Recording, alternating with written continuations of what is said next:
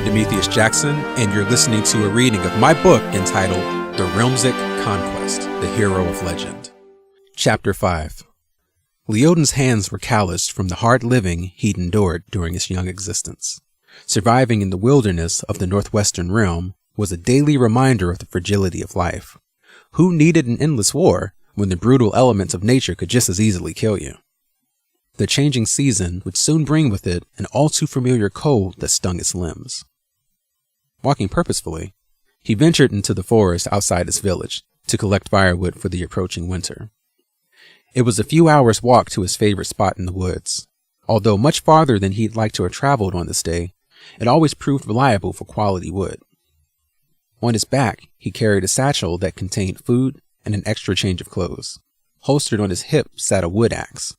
Behind him, he dragged a heavy sled that would carry the wood back to Cypress Village. Leodin never carried a sled this large, but he hoped to gather enough wood to burn through the entire cold season. An overcast sky darkened the forest more than usual. Leodin smelled rain in the air. He strode without fear amidst the gloom of the desolate surroundings.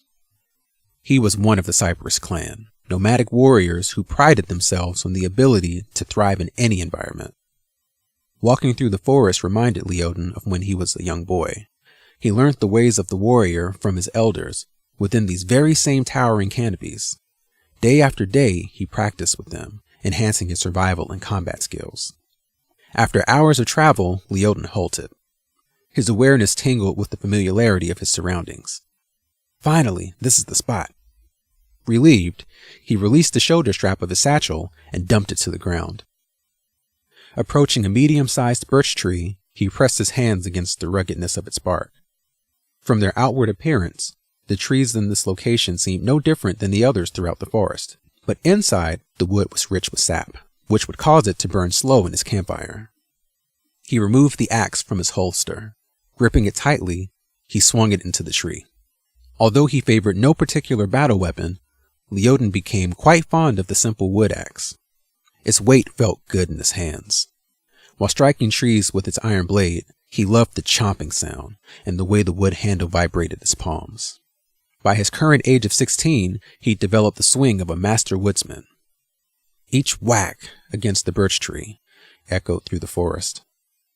The blade drove deeper into the trunk with each strike, but he was startled from the rhythm of his work by a flicker of movement in his peripheral vision. Lowering his axe, he paused, listening to the sounds of the forest for the slightest trace of anything out of the ordinary. Birds chirping in the distance, wind rustling the leaves of the towering tree branches, squirrels scampering through the grass in search of food. Nothing seemed unusual. Leodin laughed. What did he really expect? It wasn't likely that anyone else would be this far into the wilderness. He hefted the axe and continued chopping. Several hours later, he collected enough firewood to pack the sled and return home. It wasn't so much the chopping of the wood that tired him out, but more so the long trek back to his village. His muscles were sore and his feet hurt severely. By the time he returned that afternoon, he longed for a good night's rest, but was doubtful he'd get one. Lately, he hadn't been sleeping well for reasons he couldn't explain. His mind wandered as he lugged the heavy sled towards his hut. Ever since that weird incident in the forest, he'd felt uneasy about something. He focused upon the distant western mountains that sat ominously under the gray clouds. Out of nowhere, an elderly man startled him with a brisk pat upon his sore back. Leodin, you look troubled, the elder said. Is something wrong? Leodin peered deeply into the western sky. Something about it surely bothered him. I feel a storm or something is coming, he replied. Damien's legion had successfully pushed through most of the western nations by late afternoon. The Realmsic border was in their sights. With each step closer, he breathed with excitement. Although a full day away from Centerpoint, he felt minute traces of the realm's magical energy, teasing the edges of his senses. By the thousands, the legionary ranks marched behind Damien, who led them upon the back of a fully grown silver panther. The snarling beast was twice as large and savage as his most brawny legionaries. He petted the side of the panther's silky head. Years ago, he found the abandoned cub in the woods and nurtured it.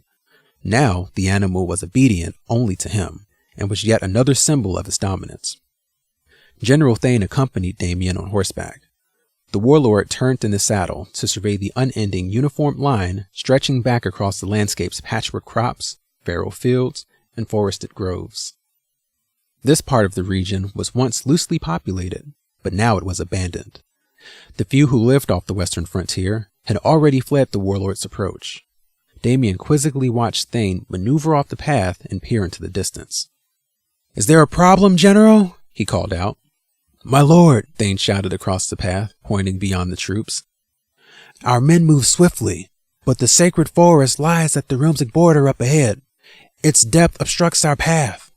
"And," the warlord replied, crossing over the path to Thane, "to push through the forest will significantly slow our progress, yet to circumnavigate it may also delay us several days." "Then burn down the forest." Thane's head jolted upwards. "My lord?" he asked, reining in his horse. Damien also slowed to a stop and glowered into the distance as though he would cut down the forest with a look. "If we can't go through it, and if we can't go around it, General, then burn it." Thane stared at Damien. Anxiety tightened his voice. "It's the sacred forest, sire. The animals within it have been cherished and protected for thousands of years. It's the only place that remains untouched by war." "Remained," Damien corrected. Focusing on the small traces of magic already within his body, his eyes began to glow. He shot a massive fireball from his hand. It sailed from their short distance and hit the forest with a devastating impact. The trees of the sacred forest instantly caught fire. Yards away, he could see the animals scurrying from the flames. His eyes squinted from the distant firelight, yet his gaze flared with the same intensity. "If you ever hesitate to execute my orders again, General," Damien pointed a finger at Thane, "keep our legion moving, at whatever cost." A nearby explosion startled Corporate Ricker's horse. He pulled on his reins to regain control of it while scanning the area surrounding them. "Jaren, what was that?" he asked his comrade. The two Realmsic soldiers had been patrolling the western border for most of the day. Private Jaren spun his horse around and immediately gasped. "It came from over there," he pointed. A plume of smoke rose from the sacred forest. "Damn it! Just when I thought we'd actually have an easy patrol. Come on," Ricker commanded. At top speed, the two galloped towards the border, which was less than a mile from their location. "Whoa, girl," Ricker halted when the sacred forest came into view, followed by Jaren. He saw the flames engulfing the trees. "What the?" Ricker exclaimed. His heart pounded heavily, and his adrenaline pumped stronger than if he had been in battle. Suddenly, a small rank of foot soldiers emerged from the burning forest. Ricker immediately recognized their spear-shaped helmets and midnight black body armor. "Legionaries!" he shouted. Hacking away through the outer ridge of the forest, they chomped at burnt branches and debris as if clearing a path for a much larger force. "Jaren, get out of here! Send word to Centerpoint, immediately!"